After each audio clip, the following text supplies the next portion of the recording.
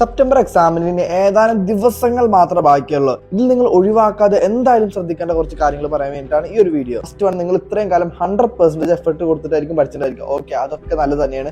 But ഇനിയുള്ള days ആണ് നിങ്ങളുടെ എക്സാമിനെ പാസ്സാക്കണ്ടേ എന്ന് ഇൻഫ്ലുവൻസ് ചെയ്യുന്ന മെയിൻ ഡേയ്സ്. കാരണം ഞാൻ പറഞ്ഞുതരാം. എൻ്റെ ലോ എക്സാമിന് ഇന്ററിന് ഞാൻ എക്സാമിന് തൊട്ട് മുന്നേ ഒരു 4 മാർക്കിന്റെ ക്വസ്റ്റ്യൻ പഠിച്ചിട്ടുണ്ടായിരുന്നു. അതുവരെ ഞാനിത് പഠിച്ചിട്ടുണ്ടായിരുന്നില്ല. എനിക്ക് ഇമ്പോർട്ടൻ്റ് ഒന്നും അറിയണ്ടായിരുന്നില്ല. ഞാൻ ജസ്റ്റ് എക്സാമിന് കയറുന്നതിന് മുന്നേ ഒന്ന് കണ്ടു, ജസ്റ്റ് ഒന്ന് വായിച്ചു. ഇത് നമ്മളെ ബാഗ് പുറത്ത് വെക്കാൻ വേണ്ടി നമ്മൾ വിടത്തില്ല. ആ ഒരു ഗ്യാപ്പിൽ 4 മാർക്ക് ഞാൻ പഠിച്ചേക്കാം. ഞാനും വന്നാലോ വെച്ചിട്ട് ഞാൻ പഠിച്ചു.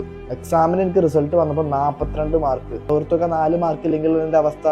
അത് ഞാൻ പറഞ്ഞ എക്സാം ഡേയ്സിലെ തൊട്ട് മുന്നത്തെ ഡേയ്സും അതിന്റെ ഇടയിലുള്ള ഡേയ്സും ഓരോ മിനിറ്റും വളരെ വിലപ്പെട്ടതാണ്. തിയറി പേപ്പേഴ്സിന്റെ തലേദിവസമൊക്കെ ഒരു 2 മണിക്കൂറൊക്കെ എന്റെ മാക്സിമം ഉറങ്ങിയിട്ടുണ്ടായിരിക്കുള്ളൂ. അതിന് കേപ്പബിലിറ്റി ഉള്ളവർ മാത്രം അങ്ങനെ ഉറങ്ങാതെ പഠിക്കുക. Second one, don't fall in ICAI trap.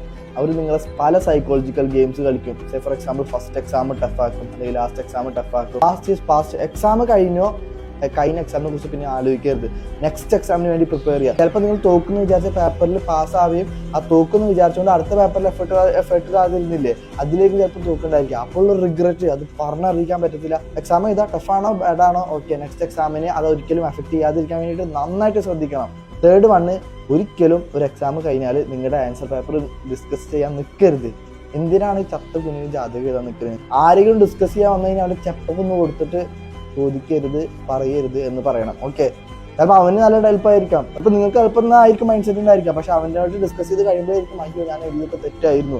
ആ ഒരു റിഗ്രറ്റ് വന്നു കഴിഞ്ഞാൽ പിന്നെ അത് അടുത്ത എക്സാമിന് വളരെ നന്നായിട്ട് ചിലപ്പോൾ ബാധിച്ചേക്കാം. ആൻസർ ഡിസ്കഷൻ എന്നുള്ളൊരു സംഭവമേ വേണ്ട. അങ്ങനെ പറയുന്നിടത്തുനിന്നൊക്കെ 1 കിലോമീറ്റർ റേഡിയസിൽ നിന്ന് മാറി നടക്കാം. ബേസിൽ എക്സാം ആണ്, ടെൻഷൻ എല്ലാവർക്കും ഉണ്ടായിരിക്കും. എന്തായാലും സ്ലീപ്പ് 100% വേണമെന്ന് ഞാൻ പറയത്തില്ല, കാരണം അത് നടക്കത്തില്ല. അറ്റ്ലീസ്റ്റ് ന്യൂട്രിയൻ ഫുഡെങ്കിലും കഴിക്കാൻ നോക്കുക, ഹെൽത്തി ആയിട്ട് ഇരിക്കാൻ നോക്കുക. ഹെൽത്ത് കൊണ്ട് എക്സാം എഴുതാൻ പറ്റാത്ത ഒരു സിനാരി ഒരിക്കലും ഉണ്ടാവരുത്. ഒരു കാര്യം നിങ്ങൾ എന്തായാലും ആലോചിക്കുക, റിസൾട്ട് ഇങ്ങനെ ആകും എന്ന് അറിഞ്ഞുകൊണ്ട് എഫേർട്ട് ഇടാൻ ആരെ കൊണ്ടും വയ്ക്കും. അവനൊരിക്കലും സക്സസിന് എലിജിബിൾ അല്ല. സക്സസിന് എലിജിബിൾ ആരാ? റിസൾട്ട് എന്താവും ഒരു ഐഡിയ ഇല്ലാതെ പോലും ആ ഒരു സിനാരിയോയിൽ നമ്മളെ തന്നെ സെൽഫ് ബിലീഫ് ചെയ്തിട്ട് റിസൾട്ട് ഇങ്ങനെ ആക്കിയെടുക്കും എന്നുള്ള ഒരു ചിന്തയിൽ നിങ്ങൾ ഇടുന്ന എഫേർട്ട് ആണ് നിങ്ങൾ ഒരു സൂപ്പർമാൻ ആക്കുന്നത്. സച്ച് ദാറ്റ് വേ നിങ്ങൾ സക്സസിന് എലിജിബിൾ ആകുന്നത്. Okay, all the best.